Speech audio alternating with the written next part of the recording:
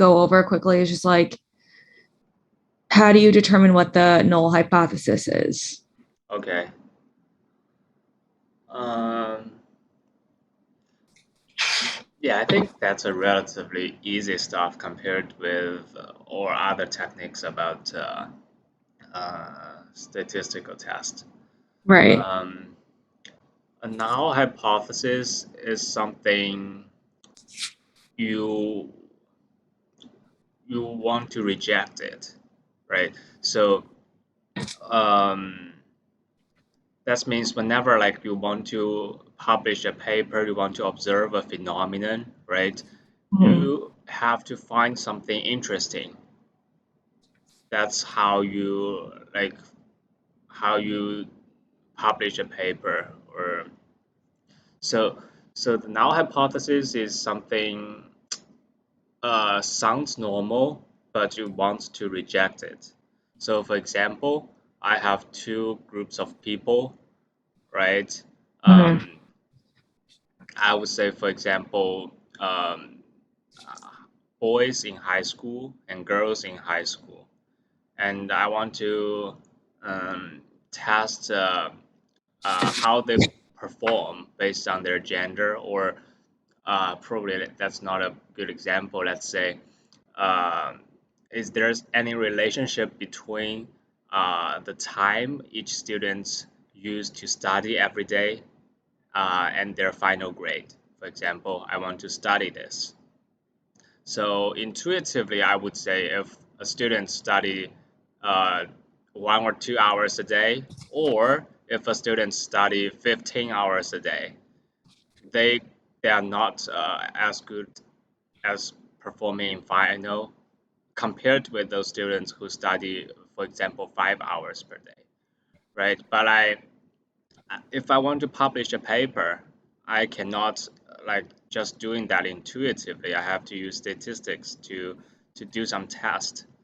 So here my null hypothesis would be those students who study 1 hours a day and 5 hours a day are indifferent. They perform exactly the same in the final exam.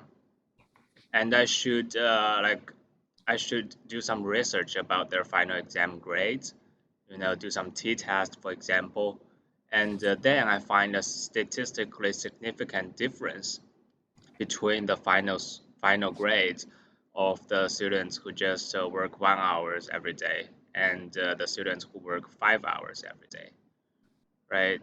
And if that is the case, I would say, okay, I reject my null hypothesis. What is my null hypothesis? Hypothesis? They like perform exactly the same during the final exam. And Okay. now I find a difference, so I rejected that. Okay. Right. So for the homework, I guess I would say um, you have to which problem um, like ask you to find the null hypothesis. I think I think both of them have a, I mean, yeah, Yeah, have yeah. it, but I guess, Every time you do a hypothesis test, you need to like the first step is you should write down the null hypothesis and maybe the right, alternative hypothesis. Like Professor Bartman said, it's not that relevant to write down the hypothesis, the alternative hypothesis. right, Basically, that's um, the counterpart of the null right. hypothesis. Something you want to Okay. prove is the alternative hypothesis. You want to prove the alternative. Got it. Yeah, Okay. yeah. Like Um, I could do an example like for the first one. It said for part A, it said you have to is a sample mean is mu equals 0.338, right? So in this case, since you don't know what is the true sample mean, right? Because they have like 25 statistics, and by the first glance of those data sets, you don't know if they are generally higher than 0.338 or generally lower than 0.338.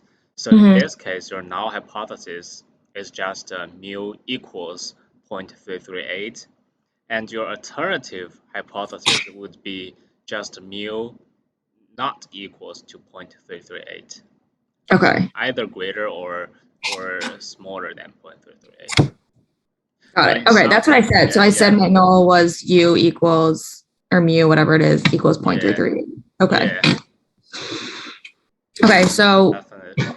for this question, um, conductor test. Okay, so basically what I did was I found the sample mean from those 25 tests they did.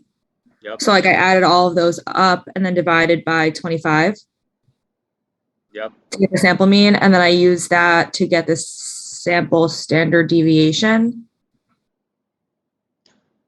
The So sample standard deviation, you have to do something different, I guess. so I did like, and I wasn't sure, but I did the square root of the sample mean minus mu squared over n minus 1. You don't use mu here. You just use I don't. different data set here. For example, what's your sample mean? The Um, 45. I got 0.262. Okay, maybe that's right. I didn't do that. I Okay. guess it's pretty close. So you use each data point. For example, the first one is 0.275, right? You use that minus the sample mean and squared and something and do something to calculate the standard deviation. Oh, so I have to use every single data point. Yeah, yeah. And Okay. one So easy I don't way, use, I guess one easy way you should do is so you know the like the formula to calculate the standard deviation of a yes. data set, right? Great. So to make your life easier, you could just Google like statistical calculation something, and you just put this 25 data set into that calculator.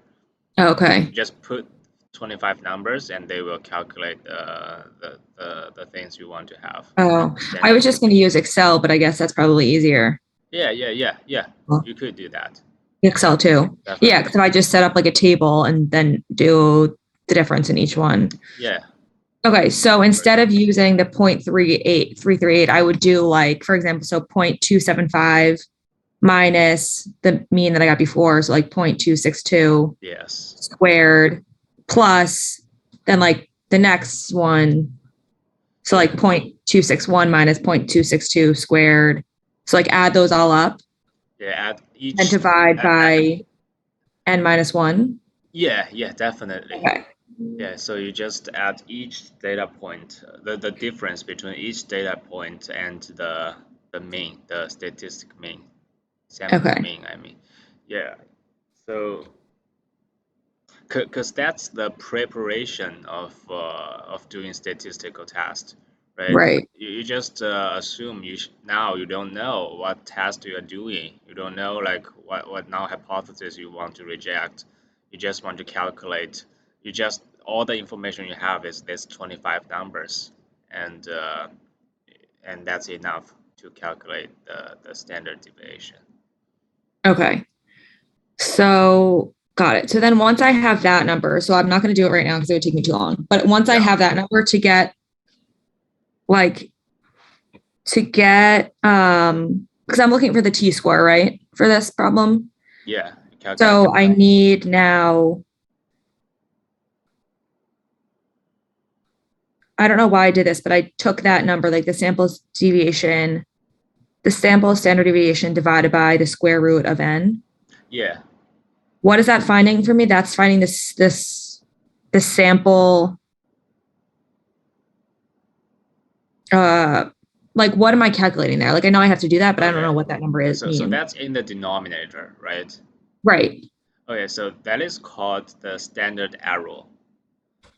Basically, it's an adjusted Oh. standard deviation, right? Because remember when you do the z-score test, right? The denominator Uh, is just the standard deviation. But that time you only have one data. Like if you look at the homework, homework from previous week, Mhm. Is it like what's the probability of the tires Right. filling before 20,000 miles something? There is only one set of tire. So you just divide it by standard deviation. That's enough. But here you have 25 numbers. Mhm. So that will make your T number much larger than before. And so we need to adjust our standard deviation, right?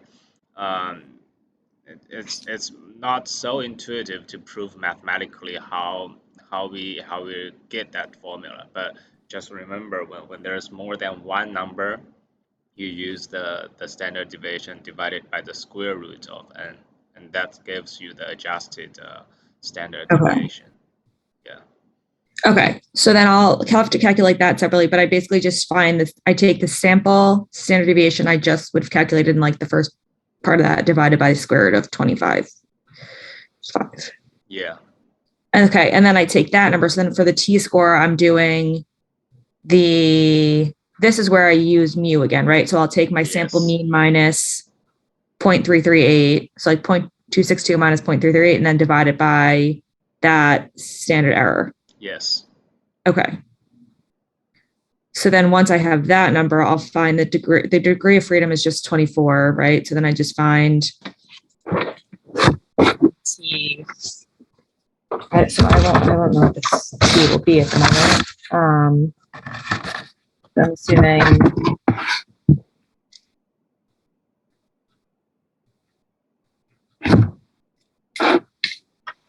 so what do I actually find with the T score though, right? Like, so I have whatever the T score is, I'm looking if it's less than 0.1 because that's what alpha, is it alpha? What is that?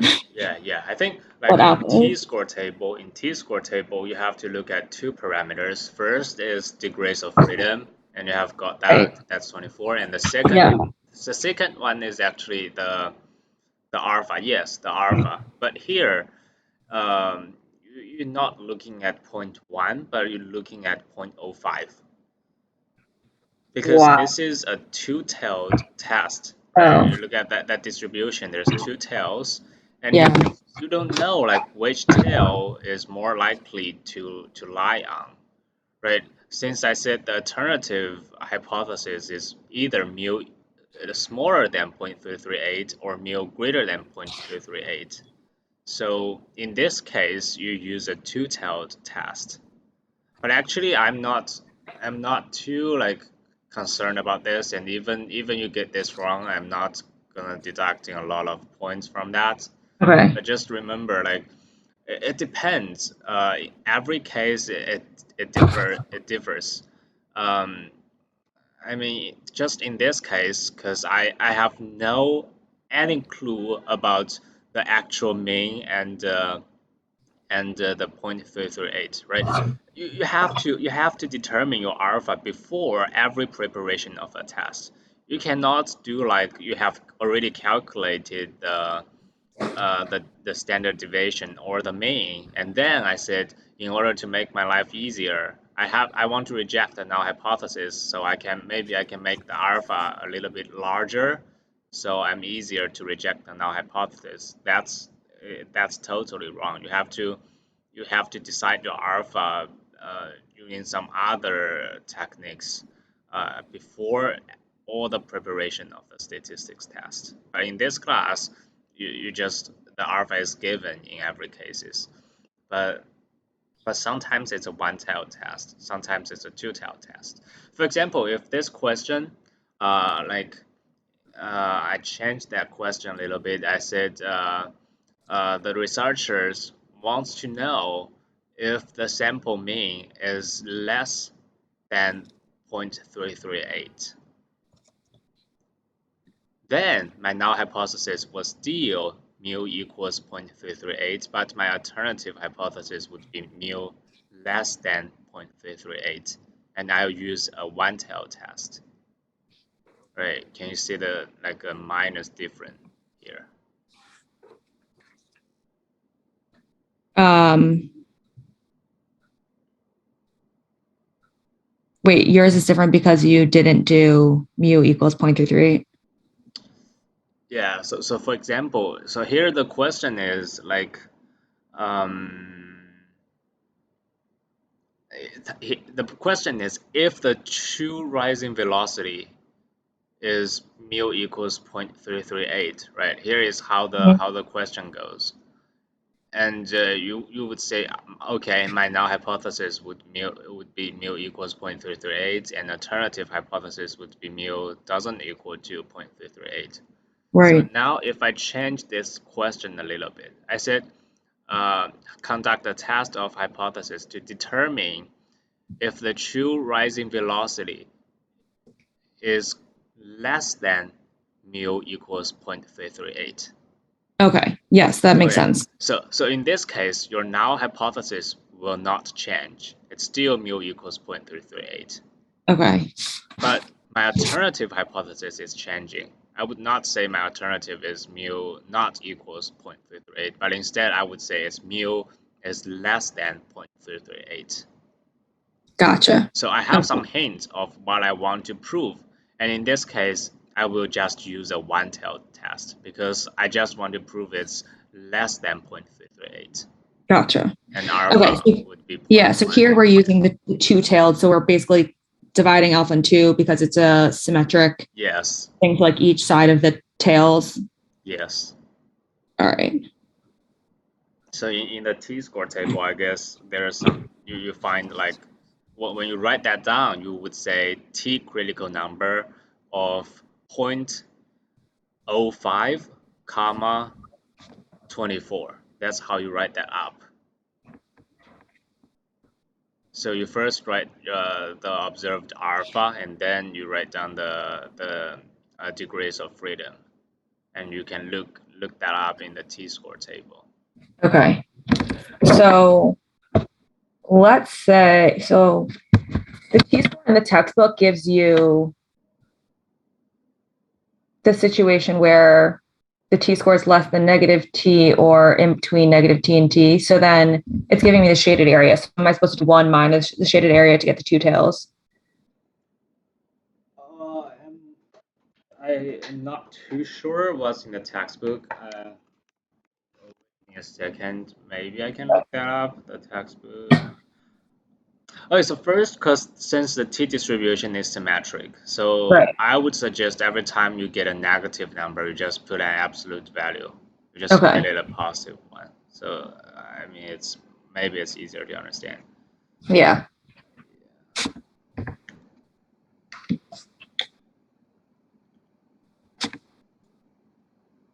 I guess I could Google it too. Yeah, can you Yeah. see can you see this table in my screen here right now? No, I don't see it. I can't see your Okay. screen. Sure, I shared it. That's not a table from textbook, but I just Yeah, it's the same Googled table. it. Just Mhm. Googled it. So I guess you get a similar table like this. I just see the numbers. I don't see the actual. Yeah. Well, could you scroll up so I can see the like? Does it have the actual picture of it? Oh, it doesn't. They Okay. don't have any pictures. Gotcha. So it's a one-tailed t-test. So here it says one-tail means you have to put like in the case of the homework problem, you have to find alpha equals 0.05 because that's the Okay. one-tail statistics. So you just find the degrees of freedom at the Right. right column, and Yeah. you find 24, right?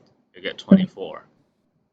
And then you find the number in this row that meets alpha equals 0.05. And here you see there's like in the third column, it's Mhm. alpha equals 0.05. So I think that is the statistics you want to find, 24. Uh, and the third column, 1.711. I think that is the number. Okay. Yeah, so for T, so a standard T table, like when you look at the Z table, you have to look at the the graph, the distribution graph, where is a shaded area, where is a white area. But I like for T score table, like I don't think we have to like look at the distribution graph because you just find the two critical parameters, right? The alpha and the degrees of freedom, and you just look at table and you get a number. Okay. Okay. Got it. So that's my T. So then, So this is the critical T. This is the cutoff, like this is a cutoff number to determine whether or not you will reject the null hypothesis. But you have already calculated your t-score, right? Using the yes. formula, you said the difference divided by the standard error, right? Right. So that if that number is greater, I mean putting absolute value, if that number is greater than this critical t, then it gives you evidence that you will reject this null hypothesis in the sense of alpha equals 0.1 two-tailed. Okay. Okay. Yeah, that makes sense. Got it. Yeah. So then that, I guess the answer to that will determine B, the answer to B. See if I can do this really quickly. 1 second. Okay.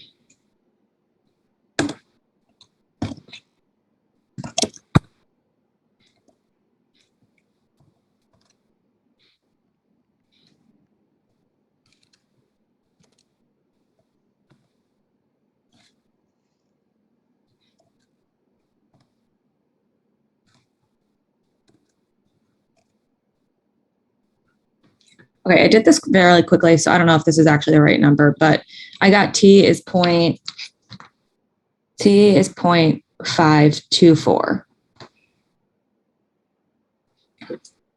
I guess it has to be larger, I think.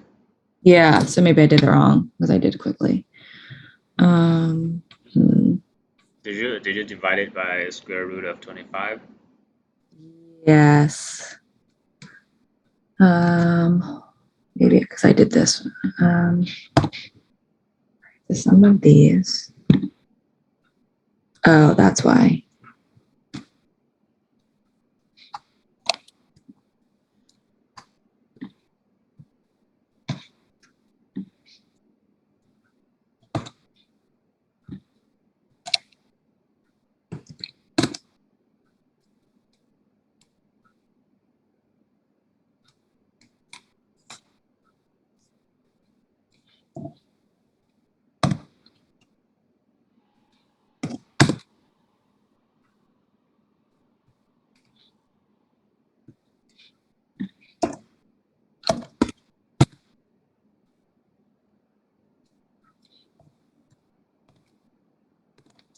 Oh, I'm still getting that number, so I don't know what I'm doing wrong.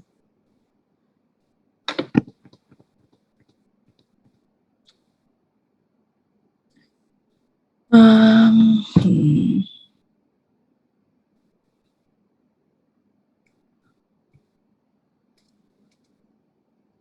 Oh.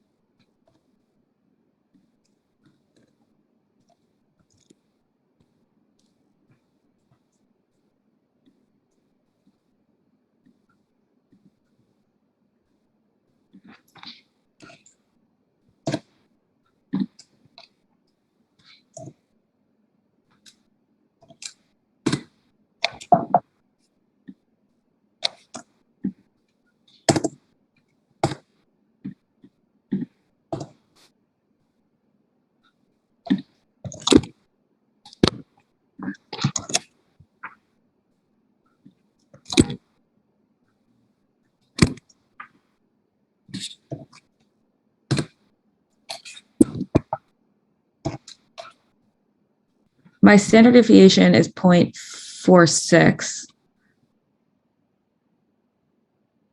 Then my Okay, say that again. Oh, okay, I got you. Um, that my t is larger than critical value t, I'm rejecting h. I'm rejecting the null hypothesis. So basically, we're rejecting that the mean is 0.338. Is that what that if I reject the null hypothesis? yeah, if you reject the null hypothesis, the cutoff point is uh, the t critical number.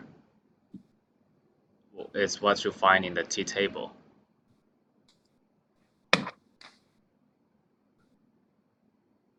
Right. Just like that t is 1.7. Yeah.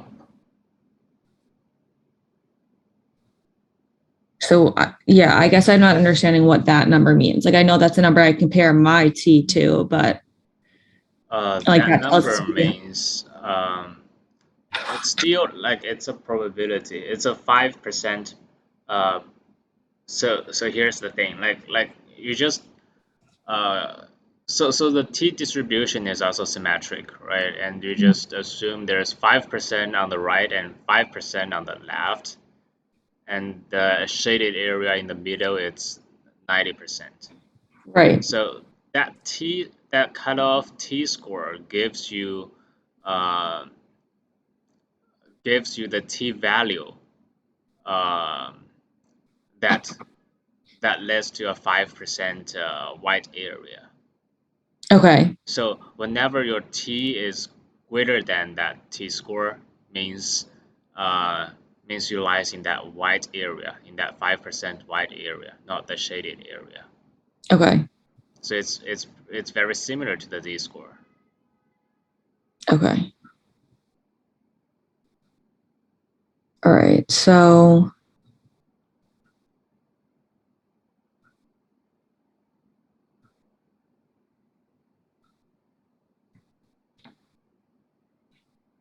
I guess then for part B, do you think it's possible the actual mean could be 0.2? I guess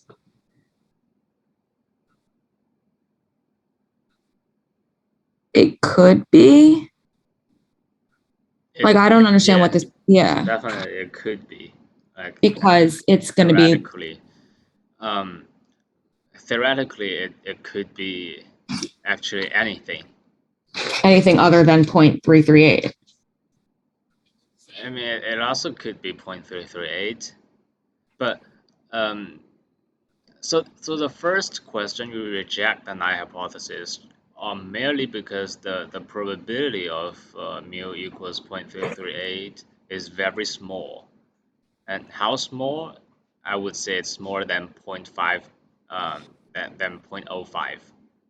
So Okay. that's why I reject the null hypothesis, but still it could be. And in part B, what I suggest is you're doing a confidence interval. Oh, we did not learn those yet. You do not learn this, okay? I remember this from college, but we haven't gone over it yet. Okay, sure. So I don't think, anyways.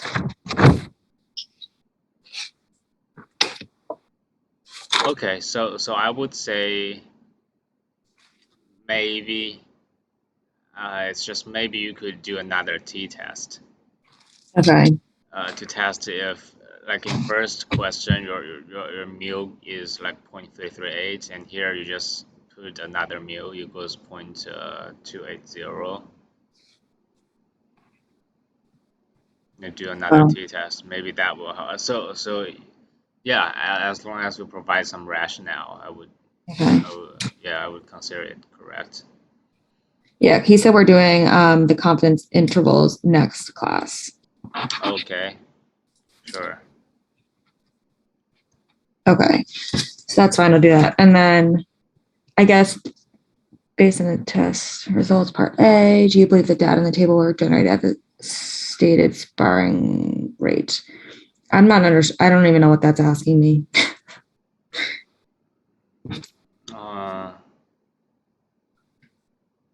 Oh, so just kidding. So I guess I would say no because basically same reasoning for part A, right? Like the yeah, probability of yeah, 0.338 is so low that it wouldn't be.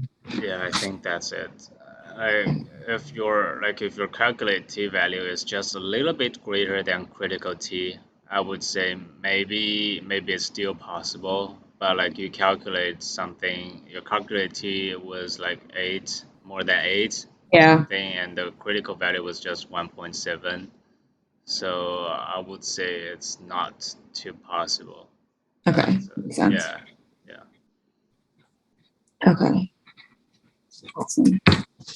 Okay. And then for number two, what I did, and I just wanted to make sure my null hypothesis was right, but Yeah. I said that my null hypothesis would be that the the fertilizer would not increase the yield. Like using the fertilizer will not increase the yield. So I said like U is greater than you. I don't know what you call them. Like mu is greater than the sample mu, or like the new mu. U is greater than UO. Those are Okay. the numbers I So use. But for null hypothesis here again, like for the like when you calculate, like here I think it's like a common mistake. Like when you calculate the standard deviation and the mean, you just look at the sample, right? You don't look at right, anything like we want to solve. You just look at the sample point.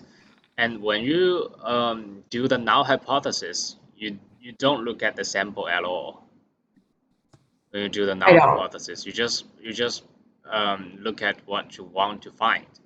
And in this question, like they want to find if the new technology maybe will yield the uh, it's obtain average yield of 48,000. So it will increase by 5%. Will increase by at least 5%. That's something I want to find. So here the null hypothesis um, would be 48,000 times 1 plus 5%. That's the that's the thing I want to achieve, right? That's something I want to achieve. The production of potato. The potato production will change from 45,000 to 50,400. That's the 5% increase. Gotcha. Okay. So that's the null hypothesis. But in this case, the alternative hypothesis is like in this example that would be a one-tailed test. Because what I don't care if that's uh, if my production is increased for more than 5%. I don't quite care about that because I would be very successful to get a 5% increase. And the more increase, the better. But I'm not too concerned about that. What I'm really concerned about that is using this new technology, my production will not increase by 5%. Right, because then you wouldn't invest in it. Yeah, so in this case, my alternative hypothesis would be mu less than 50,400. Gotcha. Okay, so I'm not looking at the 4,800. That makes a lot more sense. Yeah, Okay, so then to solve this, I'm basically doing the same thing as I did before and finding the T score. yeah, and then just Yeah. comparing the observed. So if T is greater than, like the critical T is greater than T, I reject again. Yes. So you always reject if T is greater than critical T? Yes. Yes. That's always the case. Okay.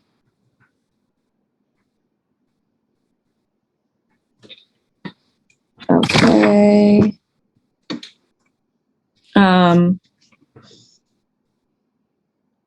So then for B, do you believe the yields are normally distributed or distributed? How would you check that? What is the process for doing that? Like I know in class we talked about the QQ plots. Is that was like talking about Yeah. Yeah. well distribution? Yes. Yes. Um, I yeah, should do. it's a more advanced method. I like the QQ plot. I would say like intuitively, you could just yeah, I would say a QQ plot is pretty It's probably too um much. it took oh, okay, since you talk too much. Okay. So then you have to use a QQ plot for this question. All right, I wouldn't even know how to do that. I'll have to look that Do you up. know how to do that? No.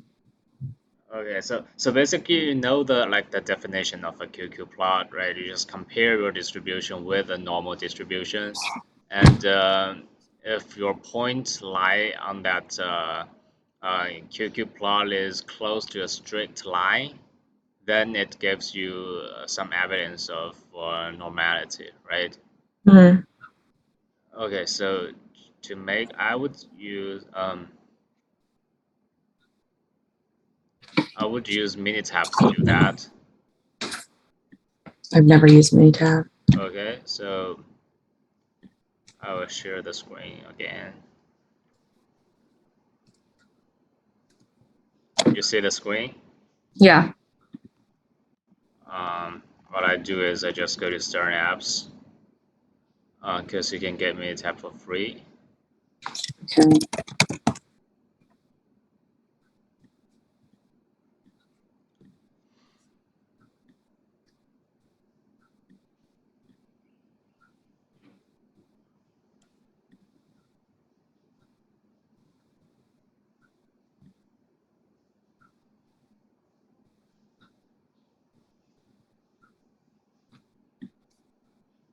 Do you do Minitab 19 or Minitab 20? I'm assuming 20. 19. I use 19. 19? Okay.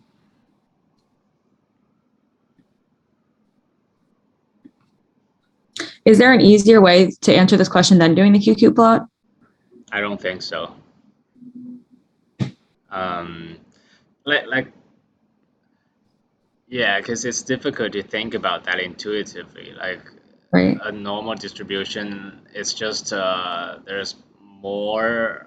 So first, it's like symmetric, and there's more data gathering in the middle, and in two tails, there's like less and less data points. That's how you get that intuitively, but it's I mean the number is huge here. It's like 50,000 something, and it's a little bit hard to just look at it and say it's normally distributed.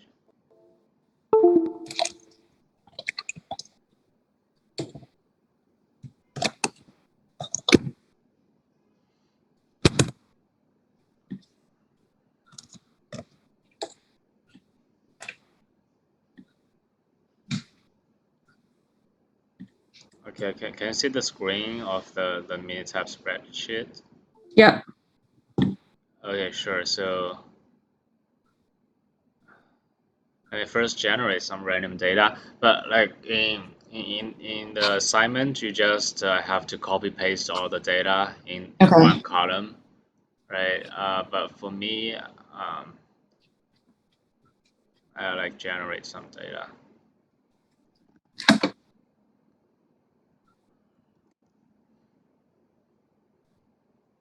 Okay, so in your assignment, your first column would be like your 15 or 16 data from the question.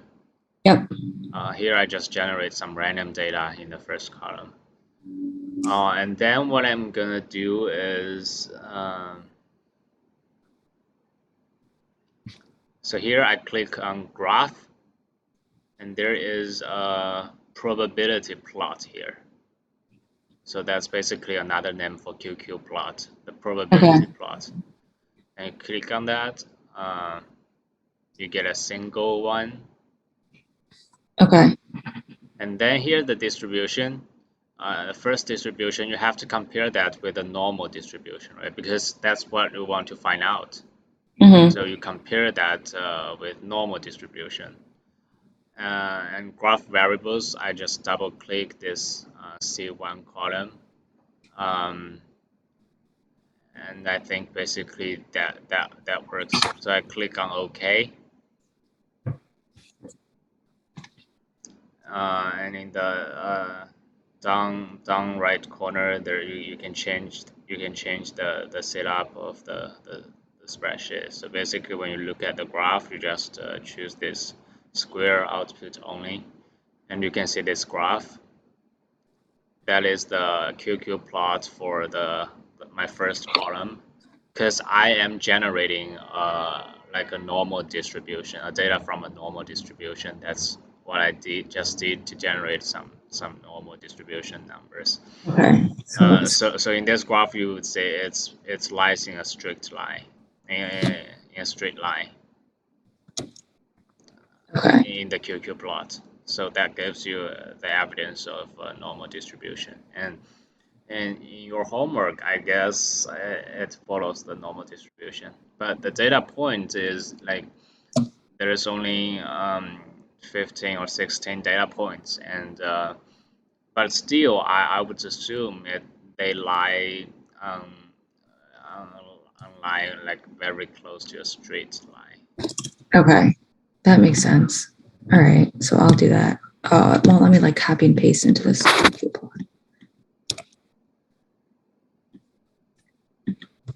Mini tab is annoying. All right. So, well, it just won't let me copy and paste right now, but I'll play around with it.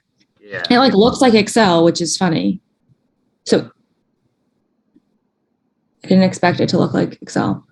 I think you still need to do a QQ plot. I don't know exactly how to do that in Excel, but yeah. Well, Minitab's fine. I just need to put the data in there. Sorry? Yeah, Minitab, it seems like it's pretty easy to use. I just have to get the data in there. Yeah. In Excel, maybe you should write several lines of code. Maybe, I don't know, but I think it's doable. Like you can definitely draw a QQ plot in Excel. Yes. Yeah, I would imagine so. Oh, there we go. It finally let me copy. Wait, I want to see if I can do it really quickly. So I have my data in here. Graph, probability plot, single, normal.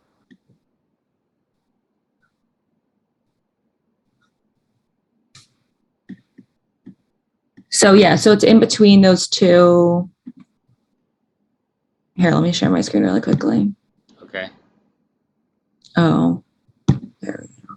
Share. That's what mine looked like. Okay. So because it's in between these lines, it means it's normal? Yeah, not bad. I think it's normal. Okay. That's a very strong evidence. Cool.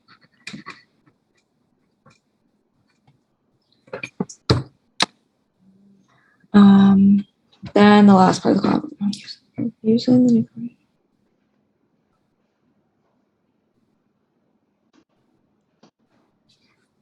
I didn't even look at C yet, so I'm not going to do that. Well, maybe I'll do it. Try to do it quickly. Using the new photos.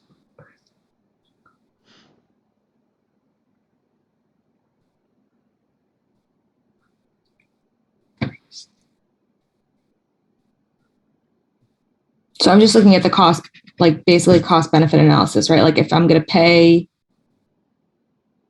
if I'm going to pay using the new formula. So it'll cost me $700, 700 Yeah. euro. Yeah. I have to make sure that is less than what it will, my expected value of like the new 0.35 per kilo. Yes. And I'm using, I guess, my new expected, like, because I'm saying the fertilizer will increase the yield.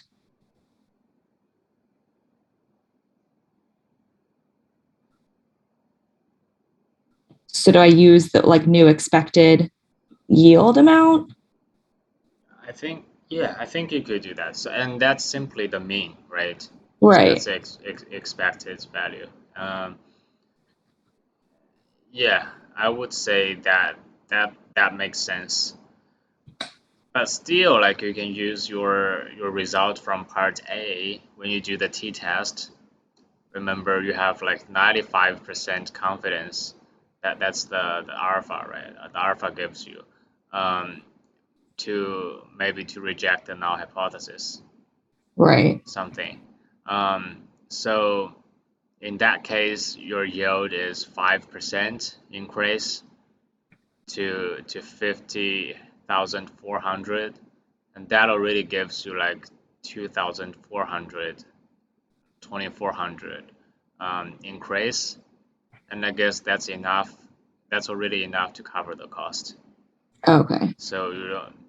So even you don't like if you use the expected value, the mean, then Yeah. you make a lot more money actually. But even though you just use a 95% confidence interval, like it still gives you some profit. So Okay. definitely you will Yeah, use the new fertilizer. exactly. Okay. So for these homework assignments, like, is it better for me to almost like screenshot what I did in Excel or like share what I use in Excel so you can see the work? Or I mean, I know you don't really care about how I got to the answer, but sort of just so like if one number's wrong and it messes up everything else, like you can at least see like where Yeah. the work Um, came from, or do you not care about that really? um, I would say should show your work. So maybe you do that in Excel, but maybe you do the t-test or the like how you find the standard deviation, the mean of those data set.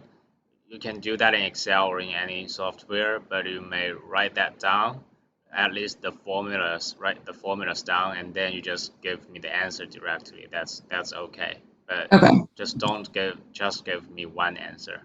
Right. Because in Okay. that case, you are risky of like if you did that wrong, you get no points at all. Right. But if That's, you yeah, give that's why me I was something, asking yeah, just yeah, then. yeah, Okay. Cool. All right. Well, I think that's all I had for today. sure. Thank you very much. It was very helpful. Yeah, I think you have a very good like intuition of statistics. Um, I hope so. yeah, yeah, Yeah. Well, it's helpful that I took some of this in the past. Otherwise, I think I would have yes, no idea what we're talking about. But I definitely am like have memories of all these things, which is helpful. sure, sure. All right. So Well, have a great rest of the day, yeah, you and too, I'm sure I'll see you next week. you too. All right. Thanks, Bye, Victor. Bye. bye.